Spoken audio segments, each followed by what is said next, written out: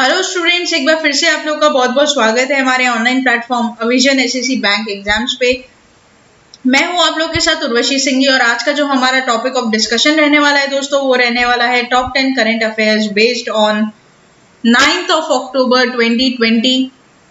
आशा करते हैं कि सब लोग आप लोग अच्छे होंगे। दोस्तों, सेशन को स्टार्ट करने से पहले मेरी आप लोगों से एक रिक्वेस्ट होगी कि जो भी हमारे चैनल पर नया जुड़ा है, make sure that you hit the subscribe button. Also don't forget to press the bell icon. Also share this video with your friends as well। सिर्फ इतना ही नहीं दोस्तों, ये जो करंट अफेयर्स के सेशंस रहेंगे वो आपके एग्जाम पॉइंट ऑफ व्यू के काफी इंपॉर्टेंट रहेंगे और करंट अफेयर्स का दबदबा आजकल एग्जाम में कुछ ज्यादा ही देखा जा रहा है, तो इसीलिए आप इन सेशंस को फॉलो कर अपनी प्रिपरेशन को और मजबूत बना सकते हैं विजन के साथ। तो चलिए फिर स्टार्ट करते हैं हम लोग अपने करंट अफेयर्स का सेशन का। पहला क्वेश्चन आप लोगों की स्क्रीन पे। India launch the national cyber security policy in the year. आप लोगों को बताना है दोस्तों, इंडिया ने नेशनल साइबर सिक्योरिटी पॉलिसी कौन से ईयर में लॉन्च की थी। ईयर कौन सा था वो आप लोगों को यहाँ पर बताना है। ऑप्शन है 2013, 2014, 2015, 2016। Here the correct option will be option number A, that is 2013। तो 2013 में गवर्नमेंट ऑफ इंडिया ने कौन सा स्कीम लॉन्च की थी? तो उसने पॉलिसी लॉन्च की थी आपकी नेशनल साइबर सिक्योरिटी पॉलिसी। ठीक है, basically national cyber security policy को लॉन्च करने के पीछे का जो एम था वो ये था कि हम लोग जो ऑनलाइन स्कैम होता है, ठीक है, जो भी पेमेंट्स का हो गया या फिर फ्रॉड होते हैं, ऑनलाइन स्कैम्स जो होते हैं, उनको क्या कर सके, कहीं ना कहीं रोक सके। ठीक है, तो इसलिए ये पॉलिसी को क्या किया गया, लागू किया गया। पढ़ लेते हैं। तो यहाँ पर बोलते हैं दोस्तों, इंडिया और जापान के बीच एक मेमोरेंडम साइन हुआ है टू कोऑपरेट और enhance the cyber security in both the countries. तो यहाँ पर दोस्तों जो साइबर सिक्योरिटी को लेकर है वहां पर एनहेंसमेंट ये दोनों मिलकर करेंगे। ये एक अच्छा स्टेप लिया गया है दोस्तों इंडिया और जापान के साथ, ताकि यहाँ पर जैसे कि आप लोगों को मैं बता दूं, एक बार अपन पढ़ लेते तो सारी चीजें क्लियर हो जाएगी। The government of India has approved a memorandum of cooperation in the field of cyber security between India and Japan. India launch the national cyber security policy in 2013। ठीक है, 2013 में ये लॉन्च हुआ था। India just comes among the few countries of the world to have such policy. The digital economy of India stands 14 to 15% of the total economy, and then that India aims to increase up to 20% by 2024. तो यहाँ पर दोस्तों हम लोगों का जो digital economy है वो कम से कम नहीं तो 14 से 15% चलता है। किसके ऊपर? डिजिटल के ऊपर। मतलब यहाँ पर डिजिटल से हम लोगों का जो, मैं आप लोगों को बोलूं कि डिजिटल से जो हम लोगों का यहाँ पर मतलब हम लोग की जो रेवेन्यू उठता है, ठीक है, डिजिटल से जो हमारी इकोनॉमी के लिए रेवेन्यू उठता है वो कम से कम 14 से 15% उठता है। कब? आपका यहाँ पर थोड़ा सा प्रॉब्लम हो रहा है, ठीक है। तो 14 से 15% अपन इंडिया के इकोनॉमी के 14 से 15% जो पैसा उठता है वो ऑनलाइन की वजह से उठता है। ठीक है, इसलिए इस पॉलिसी को लाना तो बहुत ही ज्यादा क्या था दोस्तों, जरूरी था। और ये इंडिया चाहता है कि 14 से 15% तो आज की डेट में हो रहा है, लेकिन 2024 तक जो इसकी संख्या बढ़ जाए वो कम से कम 20% तक हो जाए। तो दोस्तों अगर इंडिया का इकोनॉमी का 20% हिस्सा आपका अगर ऑनलाइन से आ रहा है, ठीक है, ऑनलाइन पेमेंट या फिर ऑनलाइन प्लेटफॉर्म से आ रहा है, तो इसको सिक्योर करना तो जरूरी होगा। अगर इसको सिक्योरिटी नहीं दी जाएगी तब तो यहाँ पर कितने फ्रॉड्स होंगे, कितने यहाँ पे आप लोगों के मैं आप लोगों को बोलूं तो बग्स होंगे बीच में, तो बहुत ही ज्यादा खराब हो जाएगी सिचुएशन। तो इसी सिचुएशन को मद्देनजर रखते हुए हम लोगों ने यहाँ पर 3 पॉइंट्स आप लोग पढ़ लो। तो यहाँ पे 3 पॉइंट्स आप लोग को पता चल जाएगा कि इस एमओसी से अपने को क्या फायदा होने वाला है। The MOC will boost the cooperation in areas including the capacity building in cyberspace.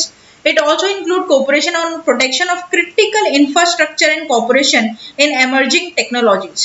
The MOC have also the provision of sharing information on cybersecurity threats and malicious cyber activities. कहीं पर भी अगर कोई भी गड़बड़ देखी जाती है ऑनलाइन एक्टिविटी में, कोई मैलिशियस कोई फ्रॉड एक्टिविटी देखी जाती है, तुरंत ही क्या होगा, ये इन्फॉर्मेशन शेयर कर दी जाएगी आपके साइबर सिक्योरिटी वालों को। ये बात आप लोग यहाँ पर क्या करना, ध्यान रखना, इंपॉर्टेंट रह सकता है एग्जाम के व्यू से। एग्जाम के ऊपर क्वेश्चन आप लोगों का इतना डेप्थ में तो पूछेगा नहीं, तो सिर्फ इतना पूछेगा कि कौन सी कंट्रीज के बीच क्या हुआ है, समावेशन हुआ है, तो इंडिया और जापान। ठीक है, नेक्स्ट चलते हैं क्वेश्चन नंबर 2 के ऊपर। Who has launched a campaign called Jan आंदोलन फॉर कोविड-19 एप्रोप्रिएट बिहेवियर। तो यहाँ पर किसके द्वारा कैंपेन लॉन्च किया गया है जिसका नाम आपका क्या है, जन आंदोलन। Ramnath Kovind, Narendra Modi, Amit Shah, Prakash Javadekar. Here the correct option will be option number B, that is our Prime Minister of India, that is Narendra Modi, right. Narendra Modi ji ने यहाँ पर लॉन्च कर दिया है। Prime minister Narendra Modi has launched a campaign called Jan Andolan of कोविड-19 appropriate behavior on October 8 to 2020. The campaign has launched through a tweet by him using a hashtag unite to fight corona. ध्यान रखना, hashtag unite to fight corona. The campaign has been launched with a key message of people to stay united with fight corona.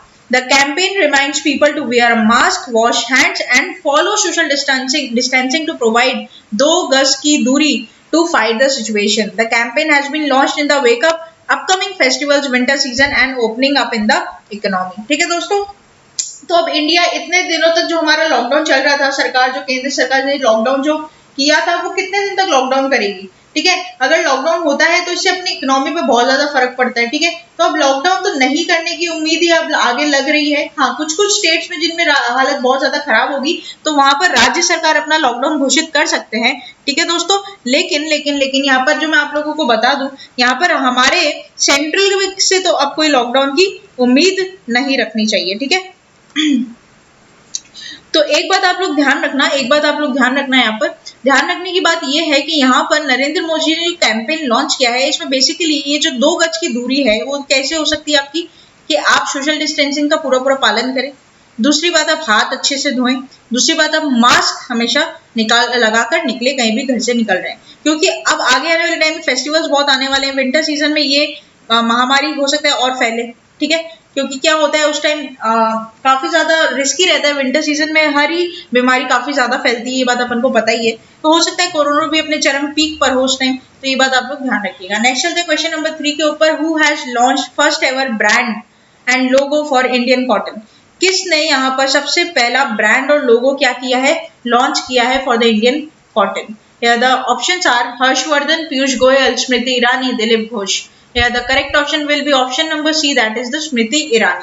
तो यहाँ पर दोस्तों minister of textiles Smriti Irani yesterday launched the first ever brand and logo of Indian cotton on 2nd World Cotton Day through video conferencing. Now India's premium cotton would be known as Kasturi cotton. Very very important. क्या होगा अब हमारे India का जो cotton का नाम होगा वो आपका क्या हो जाएगा, Kasturi cotton. In the world cotton trade the Kasturi cotton brand will represent whiteness, brightness, softness, purity, luster, uniqueness and Indianness. ठीक है, very very important. The speaking on the occasion, Mrs. Irani said, "This is the most-awaited moment of an Indian cotton has been endowed with the brand and logo." The minister recounted the importance of cotton in Indian economy. She said, "Cotton is one of the principal commercial crops of the country and provides livelihood to about 6 million cotton farmers." ठीक है दोस्तों, तो ये आप लोगों के लिए important रहेगा कि रिसेंटली किसको मिला है, तो इंडियन कॉटन को क्या नाम मिला है, इंडियन कॉटन को नाम मिला है आपका कस्तूरी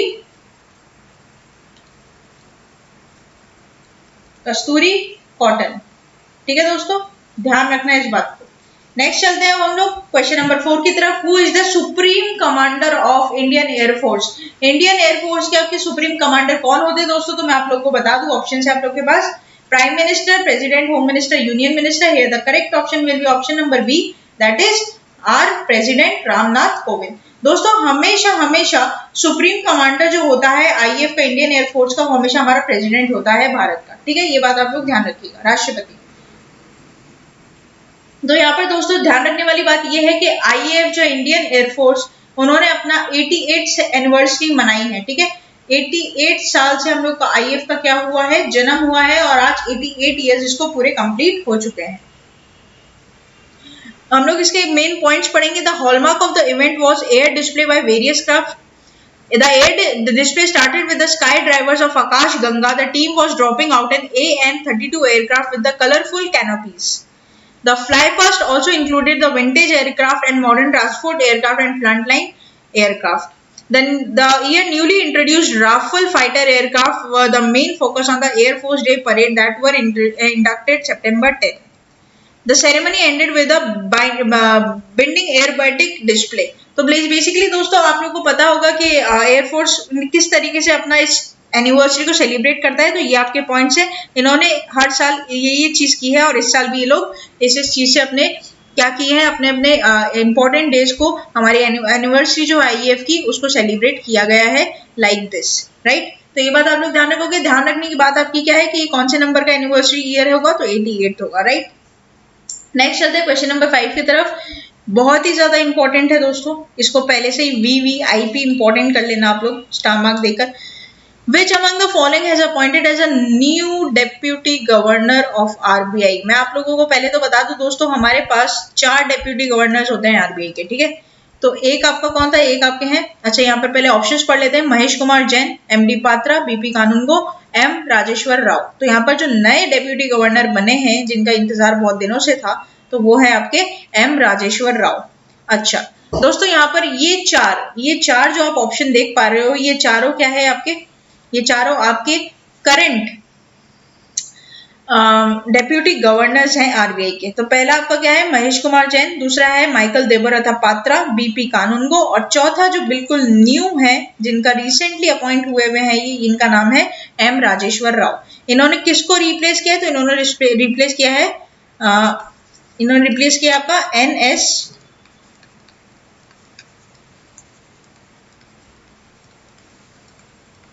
NS विश्वनाथन को। Due to health issues, due to what, health issues, इन्होंने रिजाइन कर दी थी अपनी पोस्ट, और उसके बाद काफी दिनों बाद अब इनको क्या किया है, इनकी पोस्ट पर नए को क्या किया है, यहाँ पर M राजेश्वर राव को अपॉइंट कर लिया गया है as a deputy governor of RBI. तो the government on Wednesday appointed executive director of RBI Reserve Bank of India M Rajeshwar Rao as a deputy governor of the central bank. Rao has been associated with the RBI since 1984, holding various positions. It was 2016 that he took charge in executive director of the central bank. ठीक है दोस्तों, तो यहाँ पर ये बात ध्यान रखना कि राजेश्वर राव जो है पहले क्या थे, एग्जीक्यूटिव डायरेक्टर थे, और अब रिसेंटली क्या बन गए हैं, डेप्यूटी गवर्नर बन गए हैं आरबीआई की। नेक्स्ट चलते हैं क्वेश्चन नंबर 6 के ऊपर। Name the CBI director recently committed suicide in और हिज और हर रेजिडेंस इन शिमला। तो यहाँ पर दोस्तों आप लोगों को मैं पूछना है, यहाँ पर क्वेश्चन ये पूछता है कि किसने अभी रिसेंटली सीबीआई डायरेक्टर ने, कौन से सीबीआई डायरेक्टर ने रिसेंटली कमिट किया है सुसाइड अपने घर में, जिनका घर था यहाँ पे आपका शिमला में। ऋषि कुमार शुक्ला, अशोक वर्मा, अमित कुमार सिंह और Ashwini Kumar. Here the correct option will be option number D, that is Ashwini Kumar. तो दोस्तों इन्होंने क्या कर लिया है, अपने घर में अपने आप को हैंग कर लिया था, उन्होंने सुसाइड कर लिया है अपने घर शिमला में, ठीक है, शिमला में इनका घर था वहां पे। Former Central Bureau of Investigation Director and former Governor of Nagaland, Ashwini Kumar died by suicide. Kumar served the government more than 37 years. Born on November 15, 1950, he prolonged the Nahanan Sirmoor district of Himachal Pradesh. He started his early education in government primary school village Koti near Riqongpio, located in the tribal district of Kinnaur. He later studied at the Rashtriya Indian Military College, Dehradun, and carried out further education from Government College, Bilaspur, and ultimately graduated from Government College, Nahan, Himachal Pradesh in 1971. तो यहाँ पर दोस्तों ये क्या है, ऑर्बिचुअरी है, और आपके एग्जाम के लिए बहुत ही ज्यादा इंपॉर्टेंट भी रहेगी, ठीक है। नाम ध्यान रखना, जो आपके फॉर्मर सीबीआई डायरेक्टर थे जिनका नाम था अश्विनी कुमार, उन्होंने क्या कर लिया, सुसाइड कर लिया अपने शिमला वाले घर में, ठीक है।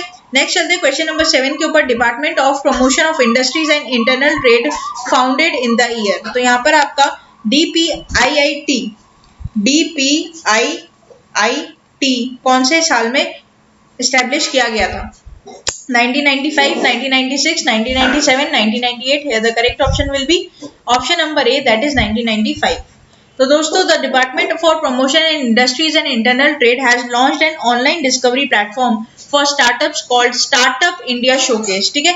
ये बात आप लोग ध्यान रखोगे, क्या नाम रखा है, startup India showcase. The main aim of this website is to make a repository of India's most promising startups that have proved their capabilities from across sectors such as fintech, enterprise tech, and social impact, health tech, and edutech among others. ठीक है दोस्तों, तो यहाँ पर क्या हो रहा है, गवर्नमेंट के द्वारा एक ऑनलाइन स्टार्टअप किया जा रहा है। स्टार्टअप का नाम आप लोग ध्यान रख लेना, एग्जाम पॉइंट ऑफ व्यू के लिए इंपॉर्टेंट रह सकता है। नेक्स्ट चलते हैं क्वेश्चन नंबर 8 के ऊपर। Najib Tarakai belongs to which field. Najib Tarakai कौन से फील्ड से बिलोंग करते थे? ऑप्शन है mountaineer, cricketer, singer, actor. Here the correct option will be option number B, that is cricketer. तो ये अफगानी क्रिकेटर थे दोस्तों, जिनका रिसेंटली क्या हो चुका है, डेथ हो चुका है। इनका कार एक्सीडेंट हुआ था दोस्तों, और इनकी सर्जरी हुई थी आप लोगों की 2 अक्टूबर को, और उस सर्जरी के बाद अब इनकी क्या हो चुकी है, देहांत हो चुका है, इनका निधन हो चुका है। After Afghanistan right-handed batsman Najib Turkai passed away in the road accident. He played 12 2020 internationals for Afghanistan after making his international debut on 2014 T20 World Cup. He played his only one international against Ireland in 2017. तो इनका क्या हो गया, ये भी एक तरह की ऑब्ituary है, इसके बारे में आप लोग ध्यान रखिएगा। नेक्स्ट चलते हैं क्वेश्चन नंबर 9 के ऊपर। Durga Puja is considered as a significant festival of which state? West Bengal, Odisha, Maharashtra, Rajasthan. Here the correct option will be option number A, that is West Bengal. साथ ही अगर आपको ऑप्शन देता है दोस्तों असम, ठीक है, कभी तो असम भी इसका क्या हो जाएगा, एक सिग्निफिकेंट स्टेट हो जाएगा। दोनों देता है तो बोथ इसके आंसर्स रहेंगे, ये बात आप लोग ध्यान रखिएगा। तो दुर्गा पूजा आपका कहाँ पर है, वेस्ट बंगाल का सिग्निफिकेंट फेस्टिवल है। Keeping in the mind risk of COVID-19, big budget Durga Puja committees in Kolkata have decided not to celebrate the festival in the grand manner. This year, due to COVID-19, there is a lot of uncertainty about how many people will going out for the festival, and maintaining social distancing and sanitizing on such a large scale will be very difficult. This is why members of big budget puja committees have decided against celebrating in a grand manner. The demand of power supply will be less due to this. तो basically दोस्तों हर साल बहुत ही धूमधाम से दुर्गा पूजा को मनाया जाता है कोलकाता में, और इस साल डर है कि ज्यादा भीड़ नहीं निकले, डर है कि ज्यादा भीड़ अगर निकली तो उनको संभालना मुश्किल हो जाएगा, सोशल डिस्टेंसिंग नहीं हो पाएगी और सैनिटाइजेशन नहीं हो पाएगा इतने ज्यादा पॉपुलेशन का। और ये भी माना जा रहा है कि इस बार शायद लोग कम घूमने को निकले, क्योंकि कोरोना वायरस का जो इम्पैक्ट है वो काफी ज्यादा देखने को मिल रहा है डे बाय डे। और इसी तरीके से पावर सप्लाई भी जो होती है हर साल, वो इस साल कम होगी, कम ऐसा अंदेशा किया जा रहा है हमारे राज्य सरकार के द्वारा पश्चिम बंगाल की। ठीक है दोस्तों, तो ये बात आप लोग यहाँ पर ध्यान रखोगे। नेक्स्ट चलते हैं क्वेश्चन नंबर 10 के ऊपर, and the very last question of this session. Headquarter of Titan company limited located at, आपको लोग को बताना है टाइटन कंपनी का जो हेडक्वार्टर है कहाँ पर लोकेटेड है। तो दोस्तों Bengaluru, Karnataka, both or none of the above. Here the correct option will be option number C, that is both A and B. दोस्तों मैं आप लोग को बता दूं, टाइटन का जो हेडक्वार्टर है वो आपका बेंगलुरु में भी देखने को मिल जाएगा और कर्नाटका में भी देखने को मिल जाएगा। सबसे पहला जो खुला था वो बेंगलुरु में खुला था और उसके बाद फिर कर्नाटका में खुला था।